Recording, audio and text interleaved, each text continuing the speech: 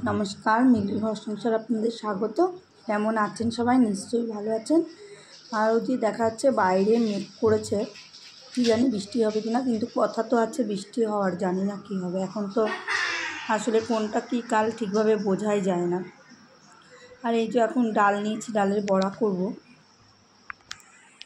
তো এখন ডালগুলো পেস্ট করে নিচ্ছি, কড়াইও বসিয়ে দিয়েছি, বড়াগুলো ভেজে তারপরে আলু দিয়ে রসা করব।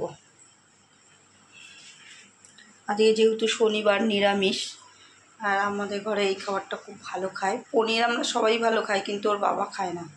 ওর বাবা আবার এই ডালের বড়াটা দিয়ে রসা করলে বেশি ভালো খায়, ওই জন্য এটা আমার মাঝে মাঝেই করতে হয়। আর ভাতটা ওদিকে হয়ে এসছে। রান্নাবান্না কমপ্লিট করে ছেলে বড় ছেলে কম্পিউটারে গেছে, ছোট ছেলে স্কুলে গেছে। আর এই যে এখন চাদর বালিশের কভারগুলো সব চেঞ্জ করে নিলাম। এই যে এগুলো বের করেছি, সমস্ত সব কাচাকাচি করব, তারপরে বাকি কাজকর্ম রয়েছে। আবার রাজদীপকে পড়াতে নিয়ে যেতে হবে।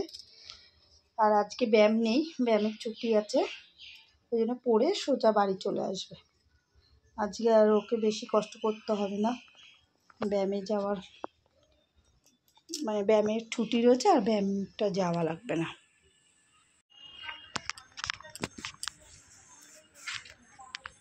রাজদীপ তোর দাদাভাই নিয়ে গেছিলো, আর আমি এখন বেরিয়ে পড়েছি। এখন প্রায় 4:20 মতো বাজে আনার জন্য, ওকে নিয়ে আসবো, 5টায় ছুটি হবে। তো যাচ্ছি ওকে আনতে রাস্তা দিয়ে। তাই ভাবছি যে এই গরমকালের দিনে সত্যি বাইরে বেরোনো কষ্টকর। কত মানুষ কত কষ্ট করে বাইরে রোদে পুড়ে মাঠে জলে কাজ করে, আর আমরা হয়তো একটুখানি বেরোলেই তাই কতটা কষ্ট হয়। যারা সারাদিন মাঠে রোদে পুড়ে কাজ করে, আমি এখানে একটা গাছতলায় বসে রয়েছি, ওর ছুটি হবে, একটা বসার জায়গা উপরে গাছগুলো রয়েছে, সেখানে বসে রয়েছি। আর ওই কথাগুলোই চিন্তা করছি যে আমি একটু হেঁটে এসেছি, তাই আমার কি অবস্থা। আর সারা মুখে আমি কদিন ধরে দেখছি যে আমার মুখে কী অবস্থা হচ্ছে। হঠাৎ করে গরম পড়াতে হয়তো এটা হয়েছে, জানি না কেন। দেখা যাক 2-1 দিন, যদি কমে যায় তো ভালো কথা। তো তারপরে ওই যে রাজদীপের ছুটি হয়ে গেছে, আর বাড়ি ফেরত আসছি ওই যে সামনে, দেখুন আমি কতটা পেছনে, আর ও সামনে ওই যে হেঁটে হেঁটে যাচ্ছে। আর এই পড়ার থেকে ফেরার পথে ওর একটা আবদার আছে, একটু খাবার কিনে দিলে ব্যাস খুশি। আর আমি ওকে দিয়েছি খাবার কিনে, সেটা ব্যাগে নিয়েছে। বাড়ি এসে দাদাভাই আর ও একসাথে খাবে। এদিকে কিন্তু সারাক্ষণ ঝগড়া মারামারি করবে, কিন্তু খাবার যখন খাবে দুজনে একসাথে খাবে। আর এদিকে আমাদের কাঠশেডটা দেখছিলাম, বেশ সুন্দর লাগছিল। সোমবার থেকে ওর পরীক্ষা, সেই জন্য এই যে একটু আগেই বললো, আমার নামে একটুও প্রশংসা করে না, যেহেতু আগের ভিডিওতে ও দাদাভাইয়ের কথা বলেছি যে ওর দাদাভাই অনেক কাজ করে দেয়, ও করে, জল টল বোতলে ভরতে বললে ভরে দেয়। ও ছোটো মানুষ, ও আর কী করবে। আর এই যে গরম পড়েছে, আর আমার সারা মুখে দানা দানা ভর্তি হয়ে গেছে সারা।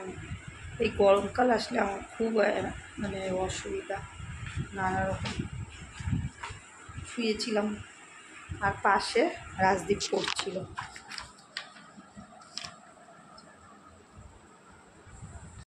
চারিদিকে বই খাতা ছড়িয়ে নিয়েছে, আর এই যে মাঝখানে রাজদীপ এই যে পড়াশোনা করছে খুব মন দিয়ে। একটু আগেই বললো সব সময় দাদাভাইয়ের প্রশংসা করো, আমার করো না। আর সন্ধ্যাবেলায় ওই পড়ে আসার পথে, শনিবার তো ওর ব্যায়াম থাকে, তো আজকে ব্যায়াম ছিল না। আজকের ব্যায়ামটা গতকাল হয়ে গেছে, শুক্রবার হয়ে গেছে, আর সেই জন্যই ব্যায়ামে যায়নি। দাদাভাইকে সিটকানিটা খুল, হ্যাঁ খুলছে, সিটকানিটা খুলে দেবে। আর সেই জন্যই ও ব্যায়ামে যায়নি। আর আসার পথে ওই জন্য সিঙ্গারা কিনে নিয়ে এসেছিলো সন্ধ্যাবেলায়, সেই সিঙ্গারা খেয়েছে 2 ভাই। আর যেহেতু এত গরম পড়ছে, বড় ছেলে চা খায়নি, তো দুজনে কি করেছে জানেন, ঠাকুরকে যে বাতাসা দেওয়া হয়, সেই বাতাসাটা ঘরে ছিল, খানিকক্ষণ একটু ভিজিয়ে রেখে ওই বাতাসাটা গুলে জল করে 2 ভাই খেয়েছে। আর আমি যেহেতু এই গরমের মধ্যে হেঁটে গেছি রাজদীপকে আনতে, আবার হেঁটে হেঁটে এসেছি, একটু কষ্ট হয়েছিল, আমি একটু শুয়েই ছিলাম। আর 2 ভাই ওই কীর্তি করেছে। ওই যে বড়জন মামা বাড়ি গেছিলো একটু কম্পিউটার প্র্যাকটিস করতে, আর আজকে প্রচণ্ড গরম পড়েছে, দেখুন ঘেমে ঠেমে পুরো অস্থির হয়ে গেছে। এত মানে চুল দাড়ি মানে ভর্তি। কালকে যাবি, চুল দাড়ি সব কেটে আসবি। না না, ও ভিডিও ছেড়ে কম্পিউটারটা প্র্যাকটিস করে তারপরে এসছে। তো আমি কিন্তু এখন একটু চা খাবো, ওরা খাবে না কেউ, ওরা বাতাসার জল খেয়েছে বললাম, 2 ভাই মিলে ওই কীর্তি করেছে, বাতাসা করে জল করে খেয়েছে। তো আমি এখন এবার একটু চা খাবো, তো চলুন একটু চা করে নিই, তারপরে আবার রাত্রে ভাত খাবো, মানে বসাবো।